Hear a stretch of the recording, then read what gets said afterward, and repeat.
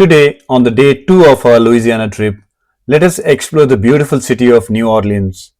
We covered the majestic Lake Pontchartrain Causeway, went on a boat ride into the swamps of Louisiana to see the alligators, visited the French Market and the French Quarter before ending the day at the enchanting Jackson Square, New Orleans.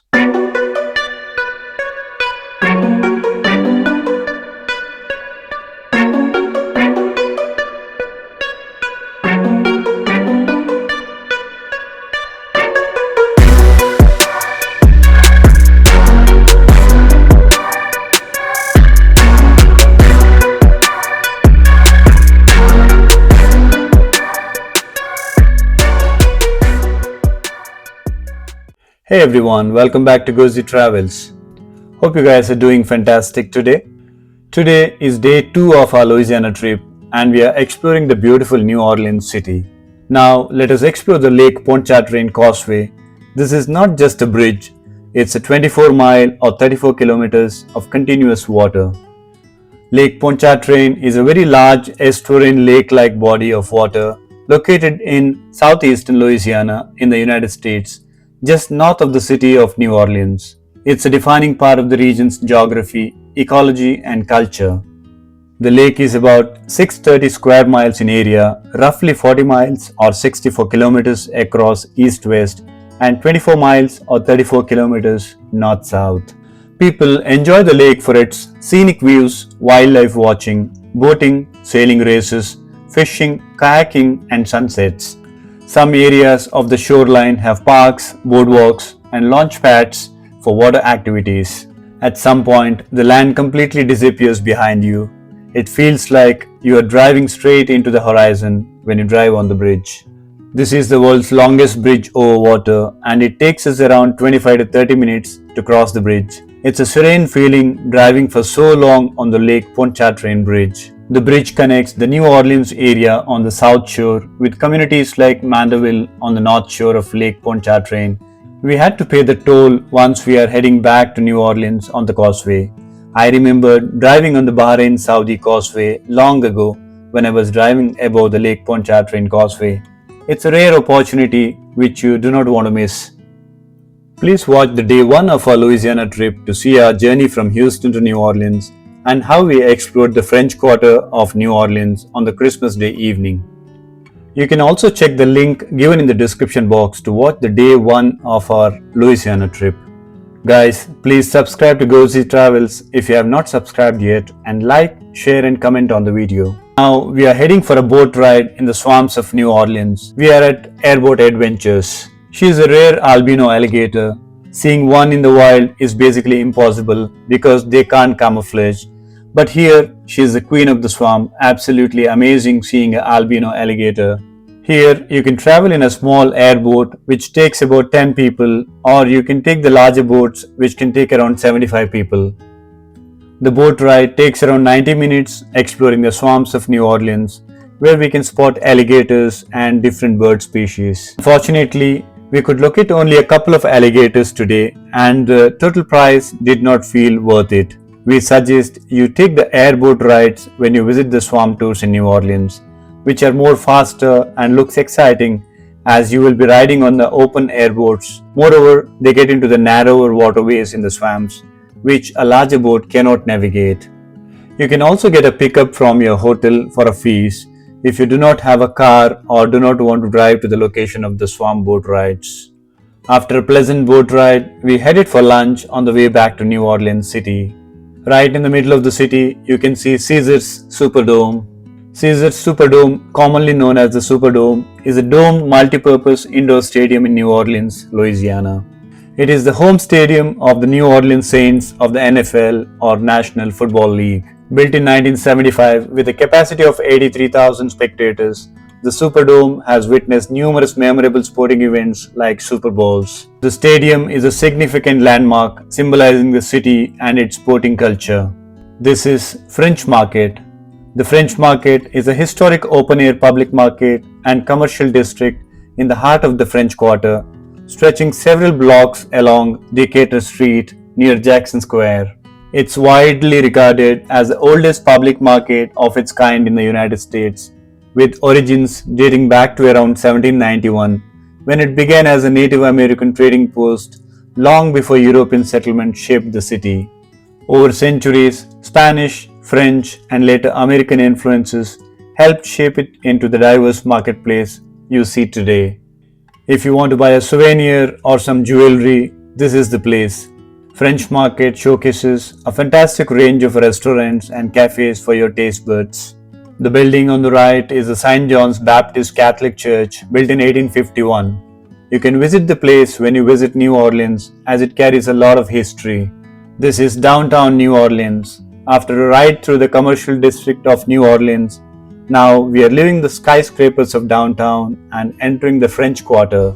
The French Quarter is the historic heart of New Orleans, a neighborhood full of music, culture, food, and 300 plus years of history. Locals call it the Quarter, or the Vauxquare, or the Old Square. Founded in 1718 by French settlers, most buildings you see today were built during the Spanish colonial period. The mix of French, Spanish, African, and Caribbean influences shaped its unique culture. New Orleans is the birthplace of jazz, and you will hear live music everywhere, from street performers to historic venues like Preservation Hall.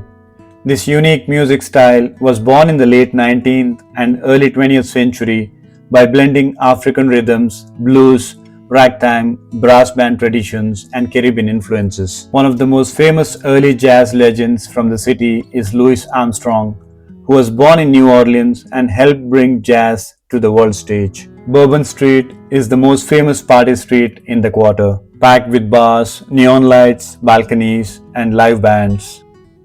During Mardi Gras, it becomes one of the wildest celebrations in the US. You can literally feel the vibe change. The architecture, the hanging plants and metal balconies, numerous restaurants and cafe bars, the old-time New Orleans at its best. It's so fascinating to take a walk around the French Quarter and the Bourbon Street by the evening.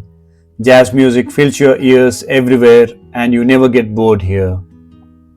It is not suggestible to take your kids when you go for walking tours of French Quarter, as the place has too many pubs and bars and famous for nightlife.